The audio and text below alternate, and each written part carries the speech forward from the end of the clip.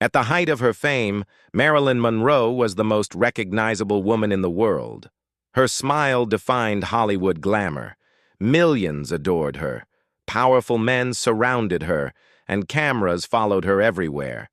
But the final chapter of her life tells a far more complicated story. When Marilyn Monroe died in 1962, at just 36 years old, the world mourned a legend. What many people didn't realize was that behind the fame and beauty was a woman who had spent most of her life searching for stability, love, and control over her own story.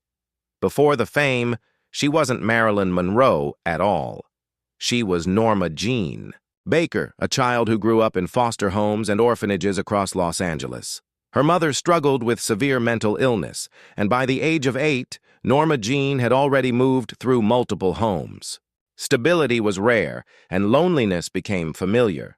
Movies became her escape.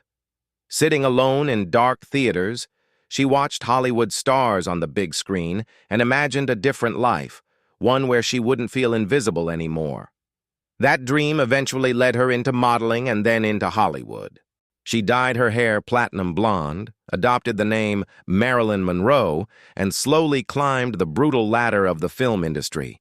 At first, studios cast her as the dumb blonde, but Marilyn was far more ambitious than that stereotype.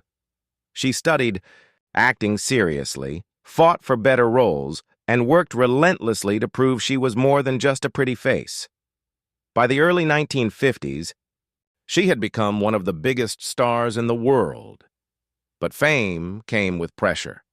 Failed marriages, public scrutiny, and constant rumors about powerful relationships, including whispers linking her to John F. Kennedy and Robert F. Kennedy.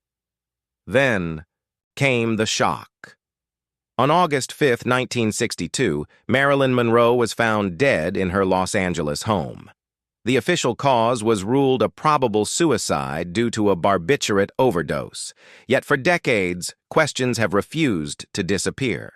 Conspiracy theories, rumors of political connections, and unanswered details continue to fuel debate about what really happened that night.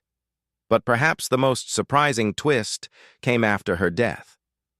Despite 3 marriages and countless admirers, Marilyn left most of her estate not to family or lovers, but to her acting mentor Lee Strasberg.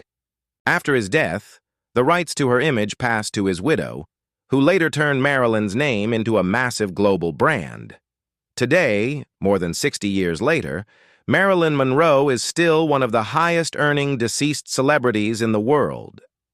Woman who once felt powerless became one of the most powerful images in history.